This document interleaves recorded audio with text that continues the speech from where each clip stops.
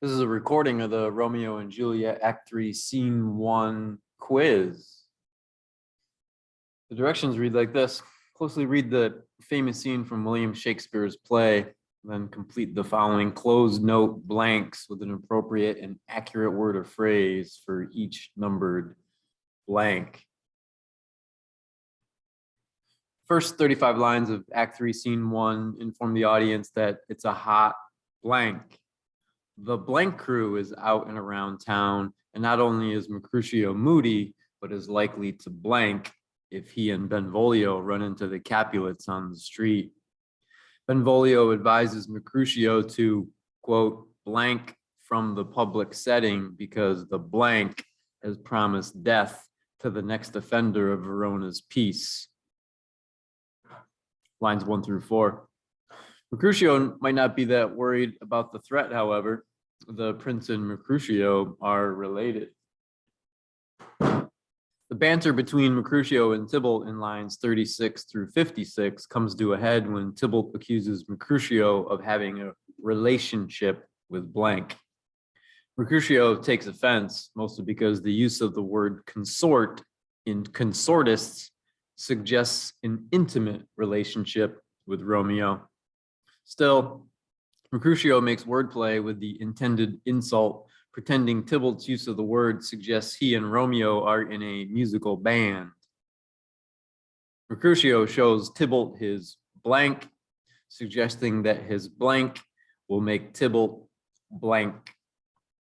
When Romeo enters the scene, Tybalt immediately picks a fight with the newlywed by calling Romeo a blank, which means something like stupid. Romeo's response: Tybalt, the reason that I have to blank thee doth much excuse the appertaining rage to such a greeting. A line later, Romeo says, I see thou blankest me not. The reason Romeo has to love Tybalt is because they're blank by marriage now, but Romeo can't yet explain that. The last 7 syllables of line 66 are also probably hard for Tybalt to understand, but they're true. Tybalt doesn't know that the new Romeo,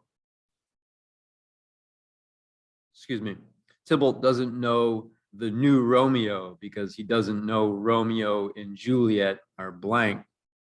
Thus, he doesn't know he and Romeo are now related.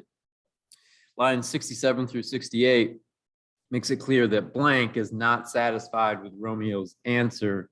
The Capulet calls him out. Remember that this morning, Tybalt had a note delivered to Romeo's house, formally challenging the Montague to a duel. Romeo might not know that, though. He's been busy today, getting engaged, arranging an afternoon marriage, and then getting hitched. Romeo tries to settle the infuriated Tybalt one more time. I do protest I never injured thee, but blank thee better than thou canst devise, till thou shalt know the blank of my love. And so, blank Capulet, which name I blank as dearly as mine own, be satisfied. Since the rivalry between the blank and the blank is so intense and has been going on for so long, Tybalt most likely misreads Romeo's response as insincere or sarcastic, especially the answers for numbers 16, 18, and 19 above. Mercutio also doesn't understand Romeo's response. In fact, Mercutio's famous line, "O calm, dishonorable, vile blank," is directed at Romeo. He thinks Romeo was wimping out of Tybalt's challenge, and he finds it sickening. Mercutio has no idea Romeo is trying to keep the peace and avoid fighting his new Capulet cousin. Instead, Mercutio takes matters into his own hands, challenging Tybalt, also known as the King of Blank, to a fight. Romeo pleads with blank to help him break up the quarrel. After all, blank has forbid such brawling on Verona's streets.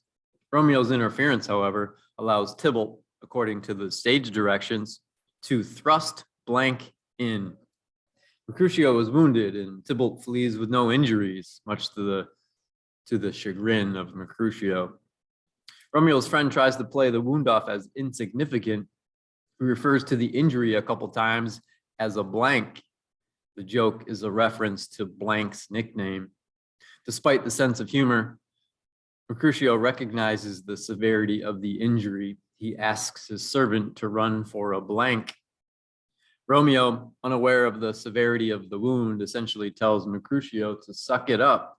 The blank cannot be much, Romeo tells him. Mercutio responds as only Mercutio could.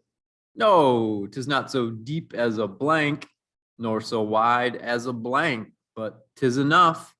'Twill serve. Ask for me tomorrow, and you shall find me a blank man. Mercutio blames blank for coming between him and Tybalt and curses the two feuding blank. Blank exits the stage with Mercutio, who thinks he will faint if he does not make it into a nearby residence. He doesn't return to the stage with his friend, however. Mercutio is blank. The blank Tybalt returns to the stage. Romeo, who thinks he bears responsibility for his friend's death and also thinks Juliet's beauty has made him soft, prepares for redemption and vengeance. He says, "Now, Tybalt, take the villain back again that late thou gavest me.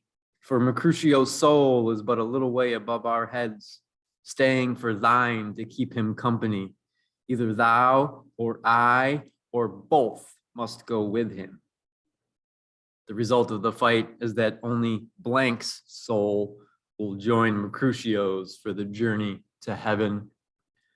Blank, fearful of onlookers, citizens, and the prince's promise, flees the scene.